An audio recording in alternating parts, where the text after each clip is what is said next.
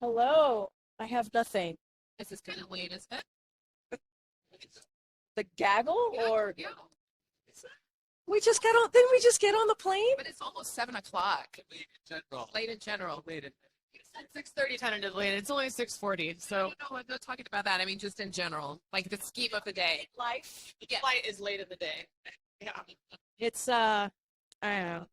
I was gonna say something, but it's inappropriate. So I didn't say it. Hey. Nope, nope, nope. um have at it. How is the White House responding to the pushback that you all have been getting from the president's comments yesterday that he's not going to give Israel the offensive weapons it needs to go into Rafah? My colleagues over at my colleague over at the State Department had a briefing today, and I think did a really good job laying that out. Admiral Kirby did a gaggle this morning, also discussing all of this as well. Here's what I'll say, and just kind of give a little bit of a lay down as they did. So, as you all know, obviously last night the president outlined what has been our policy on Rafah, that his support for Israel's defense is ironclad, and Israel has every right to go after Hamas and those responsible for October 7th massacres. What we do not support is a major ground operation in Rafah, a city now sheltering over 1 million people, since we believe there are better alternative ways to go after Hamas. The president has said that publicly and has communicated that repeatedly and directly to the prime minister. What the president made clear on CNN is that we do not want to provide material support to such an operation, describing how we have held a shipment of high payload unguided munition as we discuss with Israel our concerns about their use in dense urban environments. For him, this is straightforward. He will continue to provide Israel with all of capabilities it needs to defend itself, but he does not want certain categories of American weapons used in a particular type of operation in a particular place. More broadly, the president has directed his team with continuing to work with Israel to refine their strategy to inflict an enduring defeat on Hamas. Smashing into Rafah, in his view, will not advance that objective. So that's the laydown of how we see things. That's the laydown how the president spoke to last night, obviously on CNN, and that's how we see it moving forward. But look, when it comes to Rafah operations, we have been very clear on this. We've talked to all of you publicly. Obviously, the president, as I just stated, has said this privately, not just to obviously the prime minister, but also to our Israeli counterparts. As you know, we had two, we thought, very concrete, important virtual meetings that were led by National Security Advisor Jake Sullivan in the past several weeks, laying out our concerns. We've been very public and private about our concerns about a major operation going into Rafah. We're talking about 1.5 million civilians, Gazans, who are in a densely populated areas of Rafah, and we want to make sure that there is a plan that protects them. There is a plan that makes sure that we are protecting the lives of these innocent civilians who are seeking refuge in Rafah. So we've been very clear about that, and that's what you heard from the president. Again, he put a pause on a particular type of weaponry because he is concerned about how Israel potentially could move forward into Rafah. But look, we have not seen any movement, but we want to be very, very clear on this. We have to make sure that we protect those 1.5 million civilian lives. Prime Minister Netanyahu said that, reportedly said that they would fight by their fingernails if they had to. That doesn't sound like they're responding very well to the president's.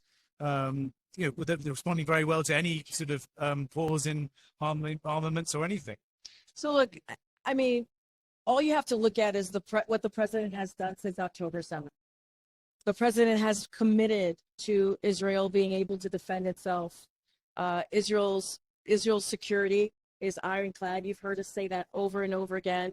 As recently as a couple of weeks ago, as you know, when we saw Iran send hundreds of missiles and drones into Israel, we stepped in and helped Israel defend itself. And you saw others, partners and allies, step in as well to help Israel defend itself. That is our commitment here. And with the National Security Supplemental, we push for that to get through. So that Israel can also get the security assistance needed to defend themselves. What we are talking about is a particular operation, the Rafah operation. Again, 1.5 million people living seeking refuge, to be more exact, in Rafah, and we want to make sure that they are protected. But we will be committed. We are committed. The president is committed to Israel's security and able to defend itself, and that is ironclad. That has not changed. That is not changed. Will Netanyahu listen? Look, that is for the prime minister to speak to. As you know, the president spoke to the prime minister on Monday. They talked about humanitarian aid, obviously, as we mentioned, and making sure that one of the crossings open so that we can get more trucks in. He also talked to him about Rafah operations. We've been very clear about this. We've been very consistent. Our commitment to Israel's security is ironclad, but we want to make sure, as it relates to this Rafah operation, we want to make sure that there is a comprehensive plan on how Israel would deal with the innocent civilians, the 1.5 innocent civilians in Rafah. We want to make sure that they are protected. But our support for Israel's security has not changed. This is a pause. This is a pause that we're talking about on one particular shipment. It is a pause. Is this threat, though, based on any intelligence or briefing that the Israelis gave to the administration on what they intend to do at Rafah? So look, as you know, we've had a back and forth, as I just stated, with Israel, our Israeli counterparts. I mentioned that the president spoke to Prime Minister Bibi Netanyahu. We read that out on Monday. I'm not going to go beyond what the readout has been. We have not seen any operations moving forward in Rafah, but we want to be very clear of our concerns. And this is a pause. This is not a stopping of weaponry so that Israel can defend itself. This is a pause on a situation that we've been very clear and concerned about. We've shared our concern about the potential Rafah operations, but we have not seen anything. Just want to be very clear. Is there a time frame for the pause? Like, how long is it until Israel says we're done in Rafah? I don't have a timeline, but we are continuing those conversations with our Israeli counterparts. We are in ongoing communications. I just don't have anything else beyond that. Does the White House have a comment about the letter that was sent by a top Biden fundraiser, Mr. Saban, to Anita Dunn and other White House advisors about talking about there are more Jewish supporters than there are Palestinian supporters of the president? I can't speak to that letter. It sounds like a campaign letter, so I just can't speak to that as it relates to supporters, potential donors. I just want to be really, really mindful, and I have not seen this letter, so I don't have a direct comment to it. Karine, can I ask this in a way that will try to get around your Hatch Act violation concerns? The president earlier was asked about debating and responded by saying, set it up. Would it be correct to interpret that as a glib, maybe insincere response to that question, or would it be correct to say that the president's open to an earlier debate? Look, I think I got to be mindful, again, as you just stated in your question and trying to ask me the question before you asked the question and trying to ask me the question. I just want to be super careful. It's a debate. It's part of the campaign. I want to be mindful and respect the Hatch Act. All I can do is send you to the president's statement and also the president's campaign. I don't want to even dip my toe in that. I got to be super mindful. The president said that in addition to the 2,000-pound bombs you outlined, the U.S. will also not provide Israel with artillery shells to use in Rafah. Is that the case? And if so, can you give a full accounting of what the U.S. will not provide Israel? Let me just bear with me for a second. So we have paused one shipment of weapons. It consists of 1,800 2,000-pound bombs and 1,700 500-pound bombs. We are especially focused on the end use of the 2,000-pound bombs and the impact they could have in dense urban settings, as we have seen in other parts of Gaza. We have not made a final determination on how to proceed with this shipment. Not going to speak beyond that shipment. Want to be super mindful. I also emphasize the president spoke of a hypothetical. If Israel invades Rafah, that has not happened yet, as I've stated many times. I would also note that the United States has surged billions of dollars in security assistance to Israel since the October 7th attacks, passed the largest ever supplemental appropriation for emergency assistance to Israel, led an unprecedented coalition to defend Israel against Iranian attacks, as I've mentioned already, and will continue to do what is necessary to ensure Israel can defend itself from the threat it faces. We are also committed to ensuring Israel gets every dollar appropriated in the supplemental. In addition, we just approved the latest tranche of foreign military financing, which is $827 million worth of weapons and equipment for Israel. So we are very specific about what we're concerned about. And I just don't want to go beyond that. So artillery shells will continue. Go beyond what I just stated. But look, I think the bigger piece of this, right, is that 1.5 million civilians are living in Rafah in a densely populated areas, right? And they are there seeking refuge, seeking shelter, and the president wants to make sure that their lives are protected. We understand, obviously, the importance of going after Hamas operators. That is something that we certainly support Israel doing, but we want to see a comprehensive plan.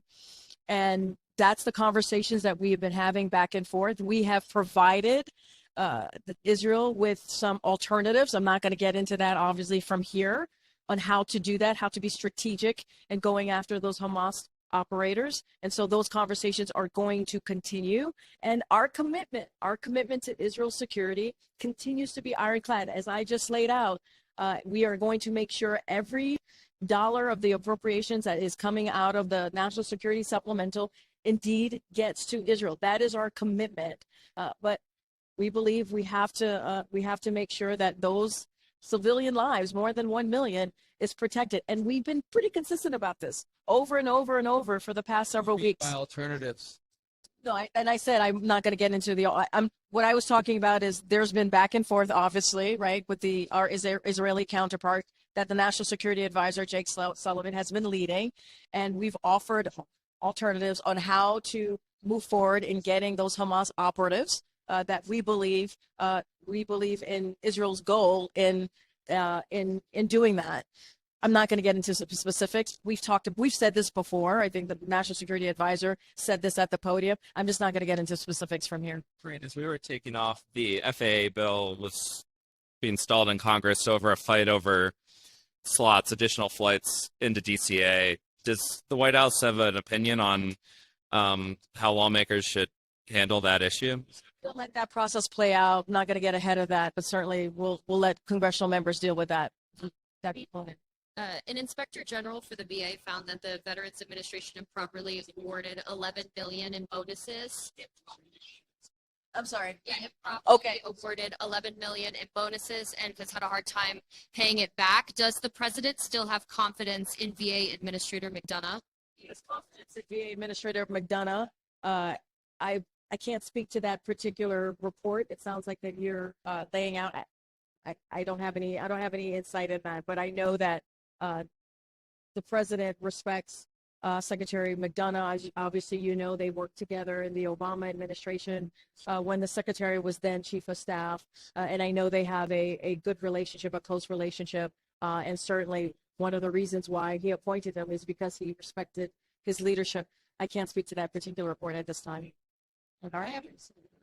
One other question. Do you know if the president is aware of the case in Florida, the apparent a black member of the military and Air Force airmen was shot and killed by police in a apparent case of them going to the wrong apartment? Yeah, I've read those reports. It happened like earlier this week. I haven't had a chance to speak to the president about that, so I can't speak to his knowledge of it. Can you talk to us a little bit about why we're on the airplane? Like what's happening these next 2 days? Why we're on? Is there any official capacity, or is this all fundraisers? I can say the trip that we are obviously we're headed to California and headed to Seattle. Those are campaign trips, and certainly the campaign could speak specifically on what are we doing. So can't say beyond that. So there's nothing official that you. This is strictly campaign. All right. Thanks everybody. Appreciate y'all. Enjoy dinner for whatever time it is. Yes, dinner. Thanks everybody.